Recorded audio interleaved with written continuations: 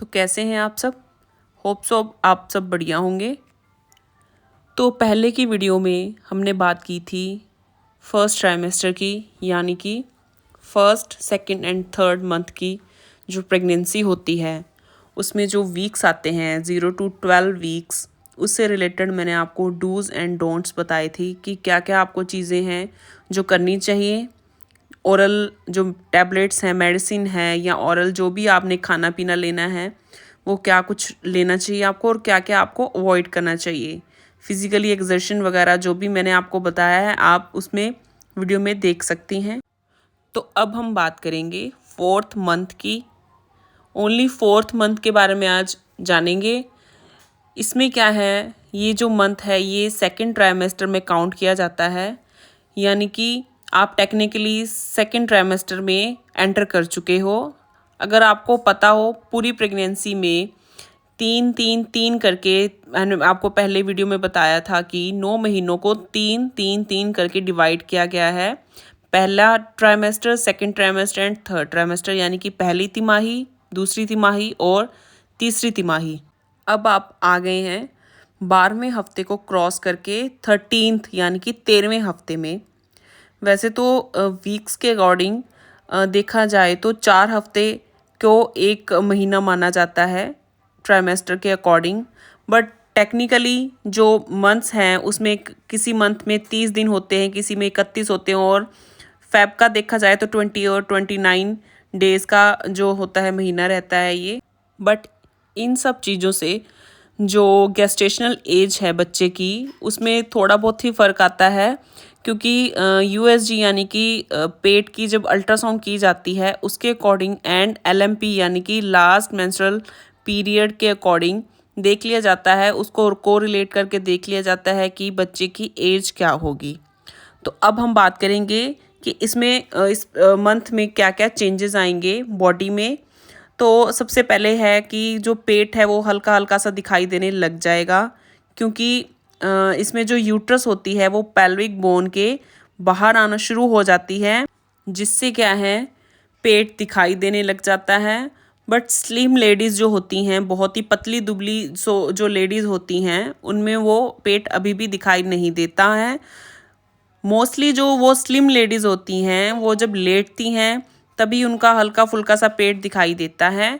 जैसे कि डॉक्टर हैं, उनकी गायनिकोलॉजिस्ट हैं, तो उनको अगर फील करके देखती हैं तो उनको हल्की फुल्की सी ही यूट्रस उनकी फील होती है। तो उस अकॉर्डिंग वो आइडिया लगा लेती हैं कि बच्चा ग्रो कर रहा है ठीक से या नहीं कर रहा है। बाकी अल्ट्रासाउंड के अकॉर्डिंग ही देखा जाता है कि बच्चे की ग्रोथ ठीक हो रही है या नहीं हो रही है। बट इसमें सबसे अच्छी बात ये है कि जैसे कि मैंने आपको पहले भी बताया था कि यूरिन की जो फ्रिक्वेंसी है वो ज़्यादा बढ़ जाती है फर्स्ट ट्राइमेस्टर में। बट इसमें ये फ़ायदा इसका रहेगा कि जो यूट्रस है वो पेल्विक बोन के बाहर आने लग जाती है, तो ब्लैडर के ऊपर प्रेशर जो है वो कम हो जाता है इन मंथ्स में। तो बार बार यूरिन का जो प्रेशर है वो नहीं पड़ता है, बार बार आपको यूरिन के लिए जाना नहीं पड़ता है। कभी ये भी होता है लेडीज़ में कि उनको फ्रेश होने का रहता है कि बार बार फ्रेश होना पड़ता था जो जैसे फर्स्ट 3 मंथ्स में, तो उनको ये प्रॉब्लम भी है जो सबसाइड हो जाती है। बार बार जी मितलाना, वॉमिटिंग होना और मॉर्निंग सिकनेस जैसी दिक्कतें जैसे पहले आ रही थी वो सबसाइड होना शुरू हो जाती हैं। और कई लेडीज़ में ये कंटिन्यू रहती हैं 12वें-13वें हफ्ते तक या फिर 14वें-15वें हफ्ते तक, बट धीरे धीरे ये प्रॉब्लम सबसाइड होने लग जाती हैं। इसका मेन रीज़न होता है HCG हार्मोन, जो कि एक हार्मोन होता है। ये जो है 8वें से लेके 9वें-10वें हफ्ते तक जो है सिक्रीट होता रहता है। तो जो प्लेसेंटा होता है वो HCG हार्मोन को निकालना शुरू कर देता है। बट इसमें सबसे बड़ी प्रॉब्लम कई लेडीज़ में देखने को मिलती है इन मंथ्स में, इन वीक्स में, वो क्या है कॉन्स्टिपेशन की। क्योंकि जो प्रोजेस्टेरोन हार्मोन है वो सिक्रीशन उसका शुरू हो जाता है, वो सिक्रीट होना शुरू हो जाता है। वो क्या है, प्रोजेस्टेरोन हार्मोन क्या है, सांस लेने की जो क्षमता होती है लेडीज़ में उसको बढ़ाता है, उसको इंक्रीज़ करता है। जैसे नॉर्मल हम सांस लेते हैं, बट जो प्रेग्नेंट लेडीज़ होती हैं तो उनमें जो है वो छोटी छोटी सांस लेती हैं। तो बहुत सी लेडीज़ में ये प्रॉब्लम रहती है कि उनको कॉन्स्टिपेशन की प्रॉब्लम हो। तो इसके लिए सोल्यूशन यही रहेगा कि आप फाइबर वाला फूड लें, जैसे एप्पल हो गया या फिर खीरा ले सकती हैं, या फिर मौसम के अकॉर्डिंग अगर आप सर्दी है तो आप मूली ले सकती हैं। तो हाइड्रेटेड रहना मेन आपका रहेगा कि आप हाइड्रेटेड रहें सो दैट कॉन्स्टिपेशन ना हो। और बहुत सी लेडीज़ में जो ये प्रॉब्लम होती है धीरे धीरे सबसाइड भी हो जाती हैं। बट आपको ये ध्यान रखना है कि आपकी जो सांस है वो धीरे धीरे नॉर्मल ही है या फिर कोई और दिक्कत से रिलेटेड ना हो, जैसे कि बीपी, या फिर अगर आपका वेट है, वेट ज़्यादा ओवर वेट ना हो, आप आपकी एज के अकॉर्डिंग और आपके मंथ्स के अकॉर्डिंग आपका वेट ठीक रहना चाहिए। बीपी में आपको आप ये ध्यान रखें कि आप हाइपरटेंसिव तो नहीं हैं, रेगुलर चेकअप करवाते रहें। और आपको अपने पैरों का भी ध्यान रखना है ज़रूर कि कहीं आपको पेडल एडिमा तो नहीं है, फुट एडिमा तो नहीं है, कहीं पैरों में स्वेलिंग ना हो और आपको कोई लंग्स में कोई दिक्कत ना हो, कोई आप अस्थमेटिक ना हो, या आपकी कोई हिस्ट्री ऐसी ना हो कि आपको लंग्स में प्रॉब्लम हो, या फिर आपको हार्ट से रिलेटेड कोई प्रॉब्लम हो, क्योंकि हार्ट जो है वो पंप करना कम हो जाता है कई लेडीज़ में। अगर हार्ट की प्रॉब्लम रहती है तो उनको भी सांस छोटे छोटे आने शुरू हो जाते हैं। तो आप इस चीज़ का ध्यान ज़रूर रखें कि आपको कोई और प्रॉब्लम तो नहीं है। तो ये सब चीज़ें थी जिनका आपको ध्यान रखना है, रेगुलर चेकअप करवाते रहना है सो दैट कहीं कोई कमी रह भी जाती है तो ऑन द स्पॉट ही वो क्लियर हो जाए, कोई प्रॉब्लम है वो आपके सामने आ जाए सो दैट आपको प्रेगनेंसी में कोई प्रॉब्लम्स ना आए। क्योंकि जो प्रोजेस्टेरोन है वो कॉन्स्टिपेशन कैसे कर देता है, जो आंतें होती हैं, हमारी इंटेस्टाइन होती है, उनकी जो पेरिस्टालसिस मूवमेंट होती है उनको कम कर देता है, जिसकी वजह से वो हमारा जो फूड है, डाइजेस्टेड फूड है, वो अच्छे से आगे पंप नहीं कर पाती हैं। तो कई लेडीज़ में कॉन्स्टिपेशन की प्रॉब्लम आ जाती है। तो अब हम बात करेंगे कि 12वें हफ्ते में जो बच्चा है वो कितना डेवलप हो जाता है। 12वें से लेके 16वें हफ्ते तक काफ़ी डेवलपमेंट आती है बच्चे में।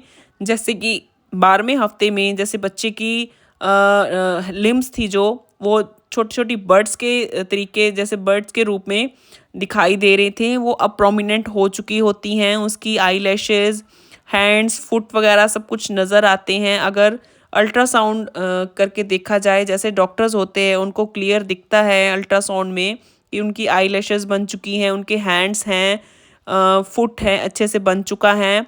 उनकी जो लेंथ होती है वो 12वें हफ्ते तक तो फिर भी कैलकुलेट की जा सकती है, क्योंकि जो उनकी लिम्स होती हैं वो बर्ड्स होती हैं, उस रूप में होती हैं। तो हेड टू टो लगा लो जैसे आप, तो वो एक लेंथ के रूप में उनको देख लेते हैं, इंचेस के रूप में उनको देख लेते हैं, जैसे 2 इंच, 2.5 इंच, 4 इंच इस टाइप से होता है। बट ये डिपेंड करता है कि कौन सा वीक चल रहा है, कौन सा आपको हफ्ता चल रहा है, 12वां, 13वां, 14वां, 15वां, 16वां, कौन सा आपको हफ्ता चल रहा है, उस अकॉर्डिंग ही बच्चे की लेंथ नापी जाती है। बट 16वें हफ्ते के आते आते वो लेंथ इस अकॉर्डिंग नहीं नापी जाती है, क्योंकि जो टांगे होती हैं अच्छे से प्रोमिनेंट हो चुकी होती है, फीमर बोन है वो अच्छे से नापी जा सकती है, हेड सर्कमस्टांसेस जो हैं वो नापे जा सकते हैं अच्छे से।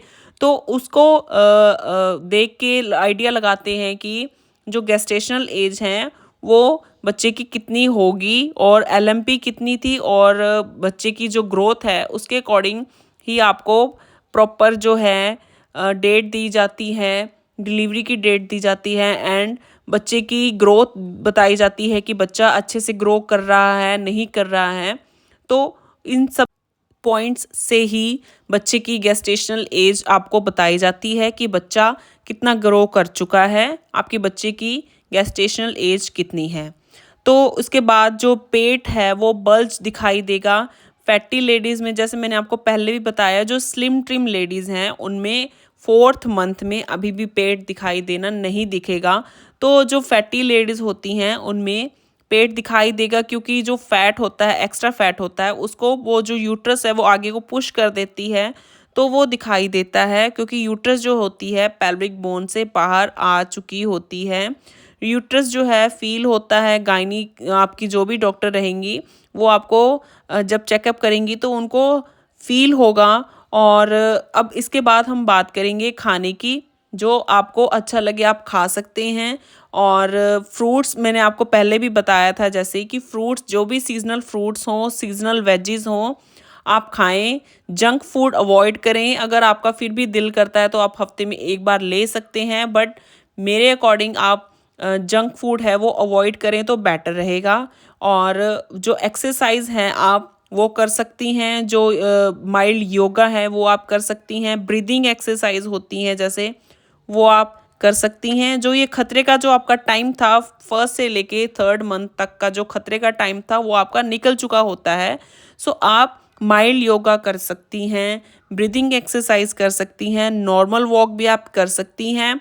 सीढ़ियाँ चढ़नी हो तो आपको थोड़ा ध्यान से ही चढ़ना होगा, जैसे कि मैंने आपको पहले वीडियो में भी बताया था कि अगर आपकी कोई मिस कैरेज की हिस्ट्री रही है, कोई अबॉर्शंस की हिस्ट्री रही है, या उससे रिलेटेड कोई भी प्रॉब्लम रही है आपको, तो आप सीढ़ियाँ चढ़ना अवॉइड ही करें, क्योंकि कई लेडीज़ में ये प्रीशियस प्रेगनेंसी होती है।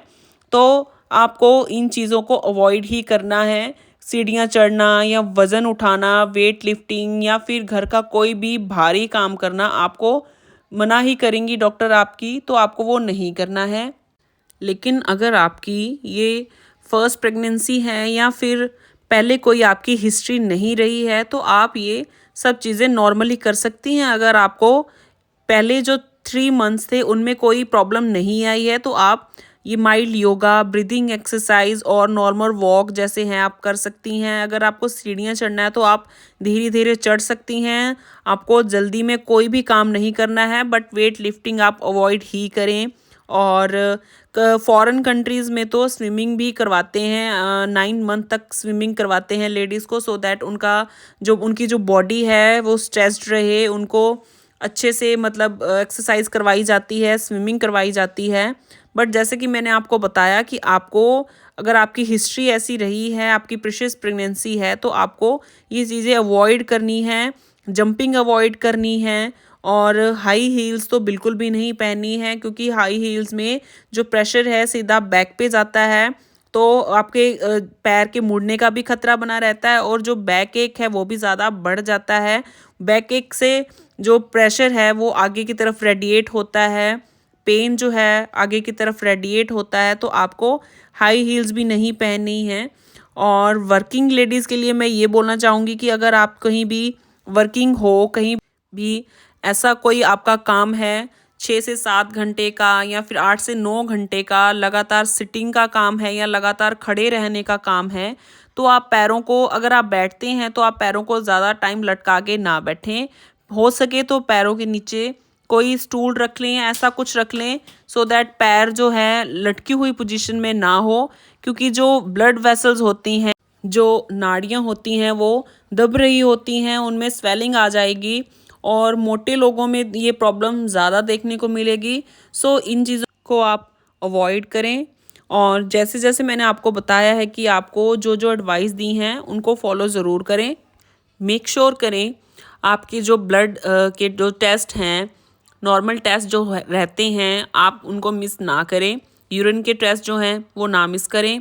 अगर आपकी कोई थायराइड की मेडिसिन चल रही है तो आप उसको कंसल्ट करते रहें time to time. Every 3 months में आपको जो थायराइड है वो उसका चेकअप करवाते रहना है, सो दैट आपकी जो डॉक्टर हैं आपको उस अकॉर्डिंग थायराइड की जो टैबलेट्स हैं वो चेंज करके देती रहें। कई बार एक ही क्वांटिटी की मेडिसिन लगातार कई लेडीज़ हैं, अगर थायराइड है उनको, तो वो लेती रहती हैं, तो उससे उनका थायराइड जो है कम नहीं होता या ज़्यादा नहीं हो पाता। तो आप अपनी डॉक्टर से सलाह ज़रूर करती रहें, रेगुलर चेकअप करवाती रहें। एंड ध्यान रखें, आयरन एंड कैल्शियम आपको रेगुलर बेसिस पे एक एक टैबलेट लेनी है। आप अपनी डॉक्टर से सलाह करें और कैल्शियम और आयरन को कभी मिस ना करें, क्योंकि जो कैल्शियम होता है वो बच्चे की हड्डियों के लिए ज़रूरी होता है। बच्चा जो है जैसे जैसे ग्रो करता है वैसे वैसे वो मदर की बॉडी से कैल्शियम खींचना शुरू कर देता है। तो ये आपके लिए बेनिफिशियल रहेगा कि आप कैल्शियम की टैबलेट्स आती हैं वो रोज़ की एक लें।